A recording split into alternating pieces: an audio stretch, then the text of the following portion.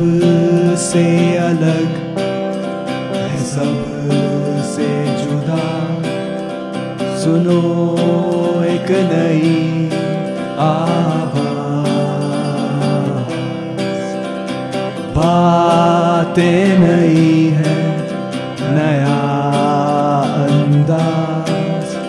सुनो एक नई आवाज,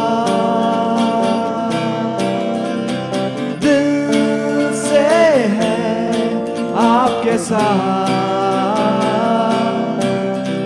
नया है ये पेशकदम। अस्सलाम वालेकुम। मैं हूं उमर खालिद और मैं उम्रमाना सुलेमान। लेकर हाजिर है पेश कदम का एक और शुमारा। आज के शुमारे में शामिल है, आप अपनी सेहत का ख्याल तो रखते ही हैं, लेकिन आपके घर में कोई ऐसी चीज तो नहीं जिससे आपका अपना घर आपके लिए नुकसानदेह बन जाए। एक साफ सुथरा घर वो कहलाता है जो धूल और गंदगी से आजाद हो। धूल हमारे घरों में दो तरीकों से आ सकती है। हम आपको बताएंगे आपको क्या करना चाहिए अपने घर को वाकई तंदुरुस्त घर बनाने के लिए।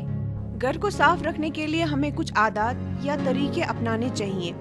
क्या आप मुस्तकबिल की तलाश में हैं? जानेंगे सबसे ज्यादा तनख्वाह देने वाले करियर ऑप्शंस के बारे में हमारे करियर काउंसलिंग सेगमेंट में। वर्कर जिसने अभी काम करना शुरू किया होगा, 1 साल का, वो भी तकरीबन 3.5 से 4 लाख की तनख्वाह लेता है। और सुनेंगे एक सूफी नगमा।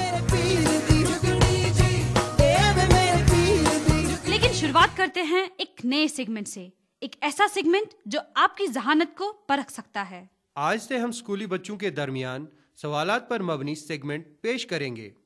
सवालात खास तौर पर जनरल नॉलेज के होंगे। इस हफ्ते हमारा पहला मुकाबला 9वीं जमात के तालिबे इल्मों के बीच है जो मंतकी हायर सेकेंडरी स्कूल और उमर मेमोरियल इंस्टीट्यूट स्कूल से ताल्लुक रखते हैं। ये है पेश कदम के ताहिर लोन, हमारे नए सेगमेंट पेश कदम जीनियस के साथ।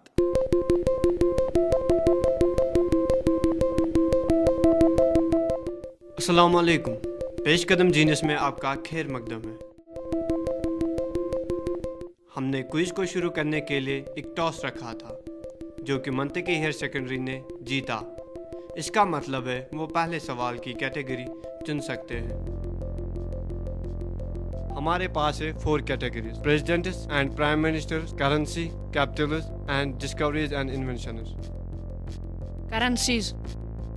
मंतकी टीम ने चुना है करेंसीज। अगला क्वेश्चन है, स्विट्जरलैंड की करेंसी क्या है? इस क्वेश्चन को आंसर देने के लिए आपके पास है 20 सेकंड। यूएमआई। यूरो। गलत जवाब। मंतकी। पाउंड। रॉन्ग। स्विट्जरलैंड की करेंसी है फ्रैंक। दूसरा क्वेश्चन जो कि कैपिटल कैटेगरी से है, सऊदी अरबिया की कौन सी कैपिटल है? UMI. Riyadh. Right answer.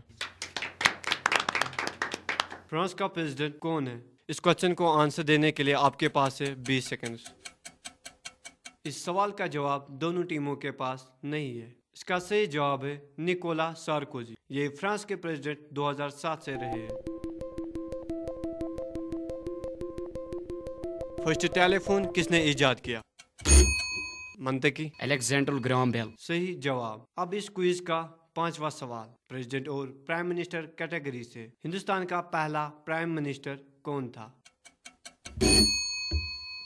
मंतकी। Doctor Rajendra Prasad. सही जवाब।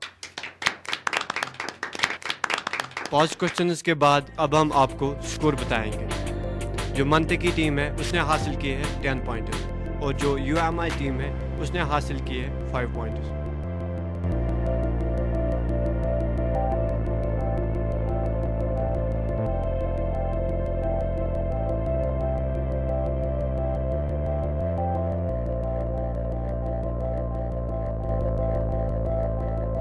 काफी ज़हीन बच्चे थे। इस सेगमेंट का बाकिया हिस्सा अगले हफ्ते सुनना ना भूलिएगा। चलिए रुख करते हैं हमारे करियर काउंसलिंग सेगमेंट की ओर। मन मुताबिक काम हासिल करना एक चैलेंज है, मगर हम हमेशा आपको करियर से मुतालिक जानकारी देते आ रहे हैं। आज हम करियर काउंसलिंग सेगमेंट में जानेंगे उन करियर ऑप्शंस के बारे में जहां आपको अच्छी खासी तनख्वाह मिल सकती है। सुनते हैं पेश कदम के फयाज नजार को करियर काउंसलिंग सेगमेंट के साथ।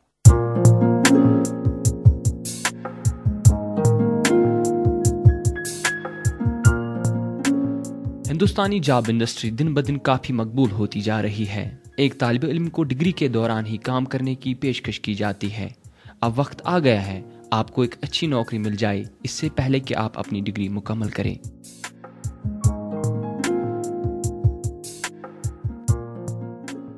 एक जॉब की पेशकश पर आपको बहुत बार सोचना पड़ता है। आखिरकार पैसे को मद्देनज़र रखकर ही कैरियर मुंतखब किया जाता है। अगर आपको एक ऐसी नौकरी मिल जाती है जिसमें तनख्वाह भी अच्छी हो तो आप ये नौकरी ज़रूर करेंगे। आज हम कुछ ऐसे ही कैरियर ऑप्शंस के बारे में आपको जानकारी देंगे जिनमें पैसे की कोई कमी नहीं है। अगर ज़रूरत है तो मेहनत और लगन की।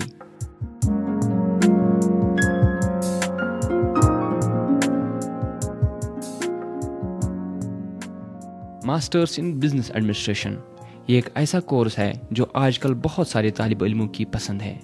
आजकल के दौर में ये आला दर्जे का कोर्स तस्वुर किया जाता है, खासकर अगर आप ये कोर्स किसी आला दर्जे के इदारे से हासिल कर रहे होंगे, जैसे इंडियन इंस्टीट्यूट ऑफ मैनेजमेंट या IBS से। ये डिग्री मुकम्मल करने के साथ ही आपको एक साल के लिए तकरीबन 7.5 से 8 लाख तक की तनख्वाह की पेशकश हो सकती है, जबकि आपके पास अभी कोई खास महारत भी नहीं होगी।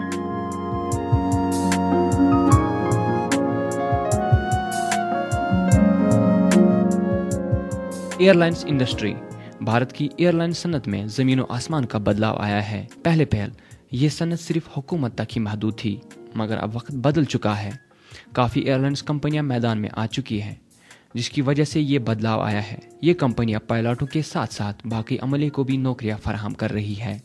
एक तजुर्बा याफ्ता पायलट को साल के 70 से 95 लाख तनख्वाह दी जाती है। बैनुल अक़वामी पायलटों की तनख्वाह का पैकेज सबसे ज़्यादा होता है। नए पायलट और एयरक्राफ्ट के इंजीनियर 40 से 50 लाख के पैकेज पर काम करते हैं। ये सनत यहाँ तक ही महदूद नहीं है, बल्कि यहाँ पे दूसरे अमले भी काम करते हैं, जैसे air traffic controller, air hostess. इनका पैकेज लगभग 4 से 6 लाख का होता है।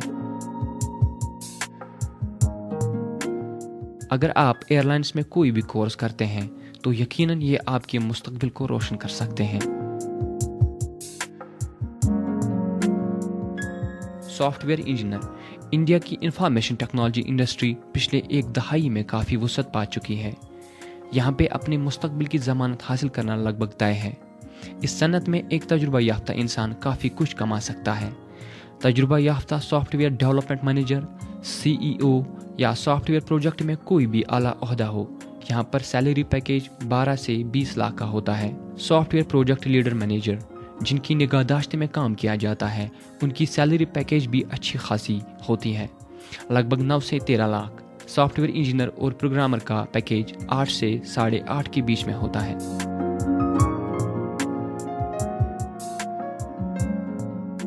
Mechanical, electronics, chemical engineer.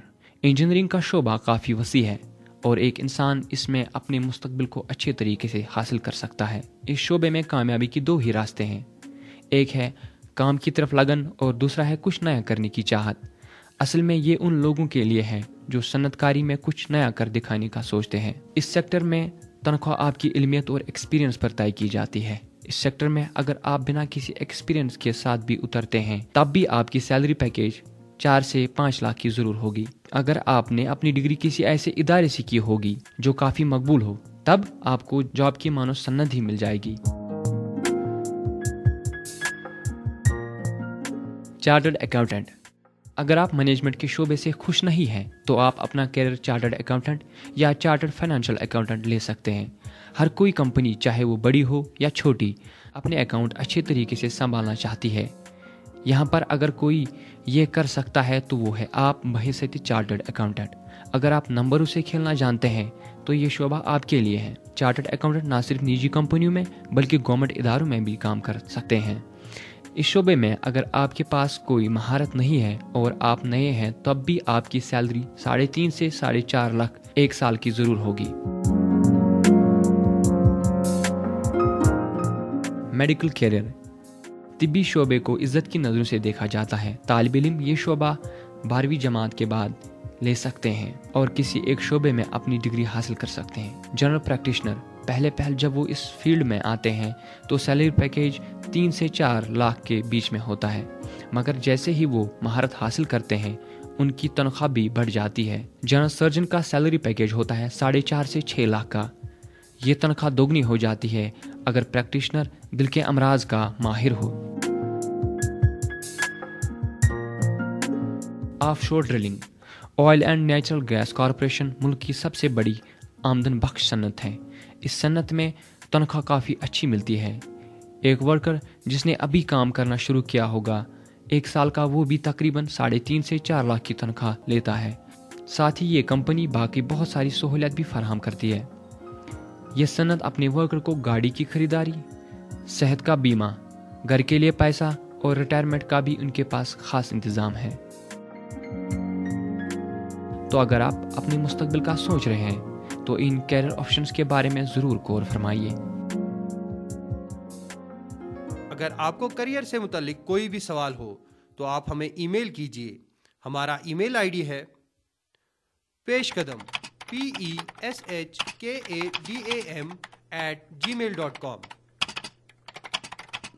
इससे पहले कि हम प्रोग्राम को आगे बढ़ाएं, पढ़ते हैं एक ईमेल।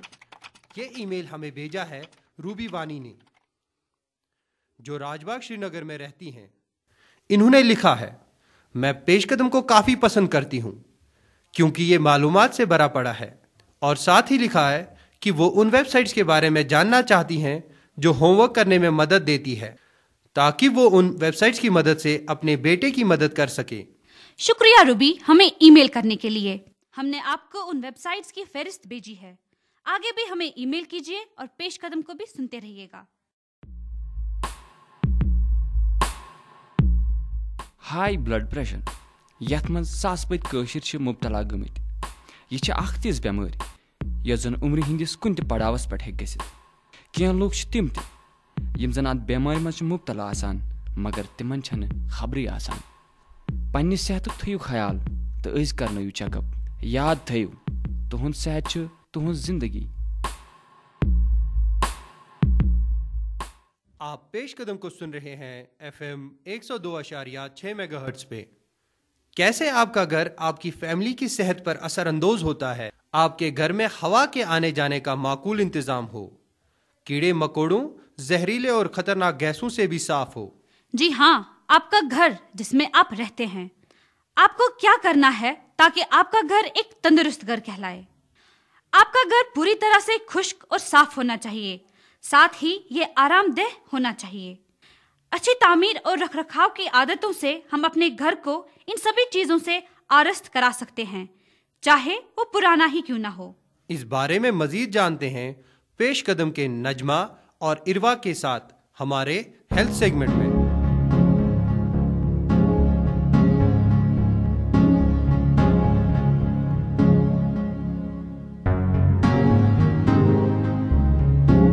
आज हम आपको बताएंगे कि अपने घरों को साफ सुथरा और बीमारियों से दूर कैसे रखा जा सकता है।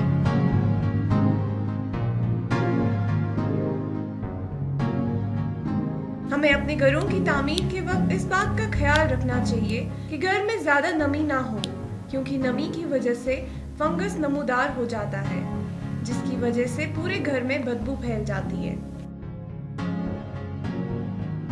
इस बदबू की वजह से अस्थमा और बाकी एलर्जीज का खतरा लाहक रहता है।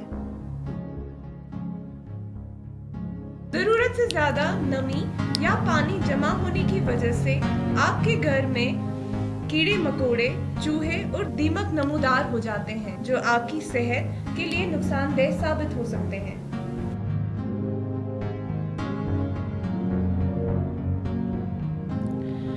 एक साफ सुथरा घर वो कहलाता है जो धूल और गंदगी से आजाद हो। धूल हमारे घरों में 2 तरीकों से आ सकती है।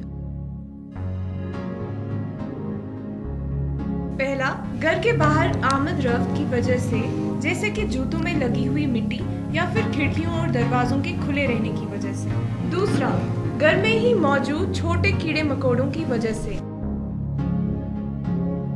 घर को साफ रखने के लिए हमें कुछ आदत या तरीके अपनाने चाहिए, जैसे कि घर में जूते पहन के दाखिल ना हो, घर के बाहर के माहौल को साफ रखें और जितना हो सके उतने ज्यादा पेड़ लगवाएं।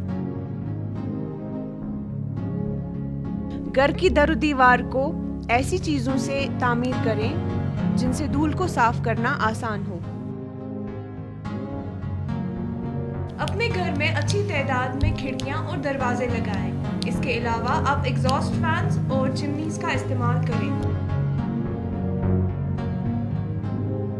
इससे आपके घर में नुकसानदेह गैसेस जमा नहीं होंगी। ये गैसेस जिस्म में दाखिल होने पर सिर दर्द, सुस्ती और थकान जैसी चीजों की वजह बन सकती हैं। अपने घर को बीमारियां पैदा करने वाले कीड़े मकोड़ों से साफ रखें, लेकिन इस बात का ख्याल रखें कि आप अपने घरों में कीड़े मकोड़ों को मारने वाली नुकसानदेह कीमियाई चीजों का इस्तेमाल नहीं कर रहे हैं, बल्कि गैर जहरीली कीमियाई चीजें इस्तेमाल कर रहे हैं। अपने घर में ऐसे फर्श का इस्तेमाल करें जो धूल को जज़्ब ना करे। ध्यान रखें कि एक अच्छा घर ही आपकी सेहत पे असर डालता है। इस बात का ख्याल रखें कि सफाई ही निस्फ ईमान है। अपने घरों को साफ रखें और बीमारियों से आजाद रहें। आज के हमारे किसान संचार सेवा में जानेंगे सिंचाई के नए तरीकों को, जिसको पेश कदम के काउंसिल महिदीन के मुताबिक जम्मू के एक जमा साल ताजर ने बनाया है। सुनते हैं किसान संचार का ये सेगमेंट।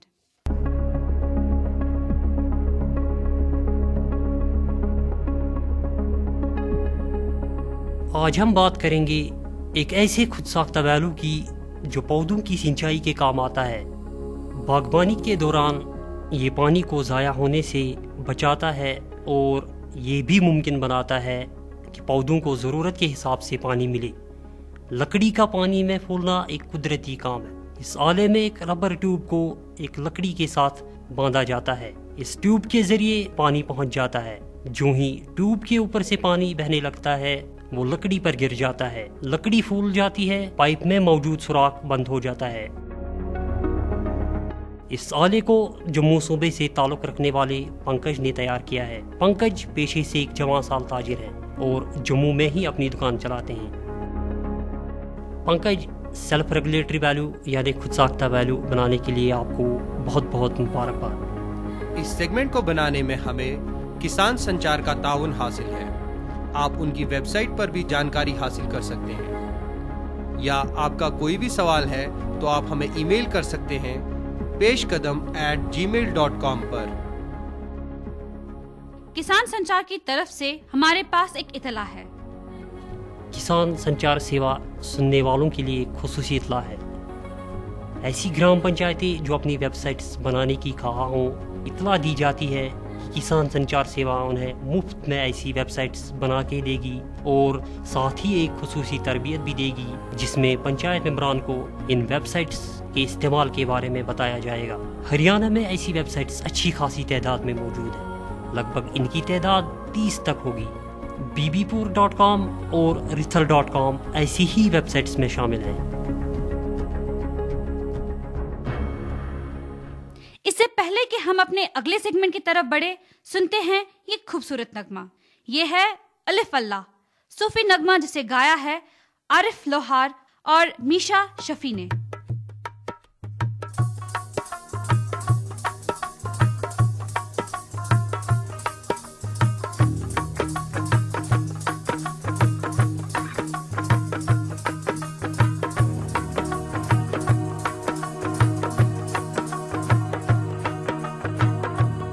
अल्फ अल्लाह चंबे दी बूटी ते मेरे मुर्शिद मन विच लाई हूँ। ओ नफी इस बात दा पानी दे के हर रगे हर जाई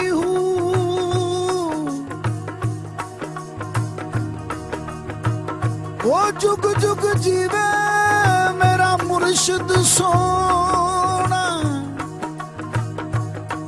हते जिसे बूटी लाई हूँ पीर मेरे जुगड़ी जी ए वे अल्लाह वाले आनी जुगड़ी जी ए वे अल्लाह वाले आनी जुगड़ी जी ए वे नबी पाक दी जुगड़ी जी ए वे नबी पाक दी जुगड़ी जी ए वे मौला अली वाली जुगड़ी जी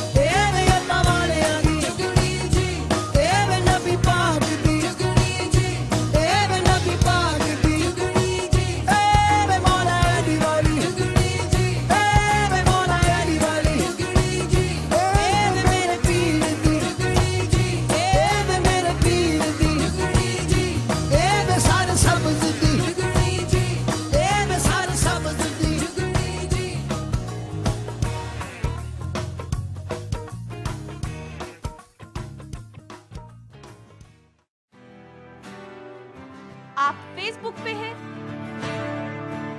हम भी है। पेश कदम का फेसबुक पे अपना एक्सक्लूसिव पेज है। आप इस पेज को ज्वाइन कर सकते हैं और अहम मसलों पे तज़किरा कर सकते हैं।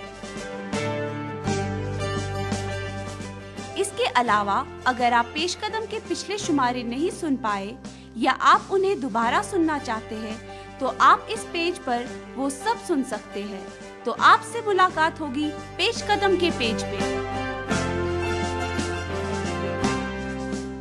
आप पेश कदम को सुन रहे हैं FM 102.6 मेगाहर्ट्ज पर। 65 साल पहले यूनाइटेड नेशंस चिल्ड्रंस फंड को वजूद में लाया गया। इसको पहले पहल United Nations International Children's Emergency Fund कहा जाता था। पेश कदम के ओएस घर को हमें इस बारे में मजीद जानकारी देंगे हमारे संगमेल सेगमेंट में।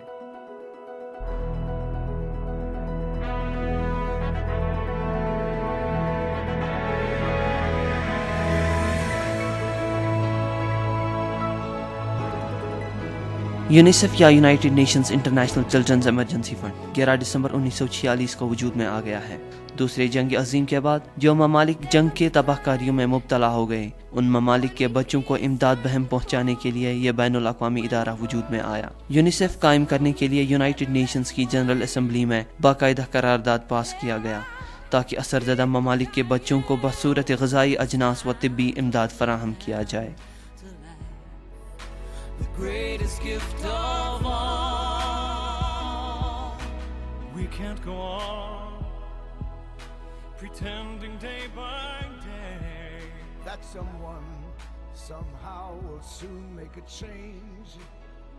1970 में इस इदारे को वुसअत देकर इसने बच्चों के हुकूक की वकालत शुरू की और 1980 ईस्वी की दिहाई के दौरान यूनिसेफ ने यूनाइटेड नेशंस के कमीशन बराए हुकूक इंसानी को बच्चों के हुकूक के मुस्वद्दा बनाने में मदद की।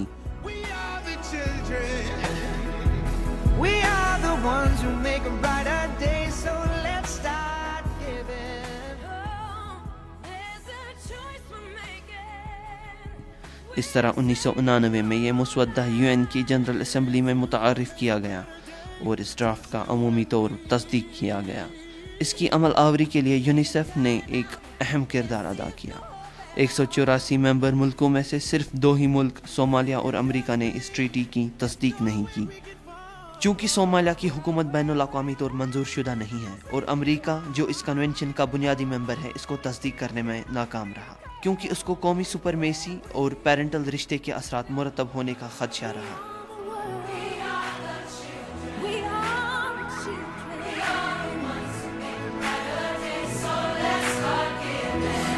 Start giving.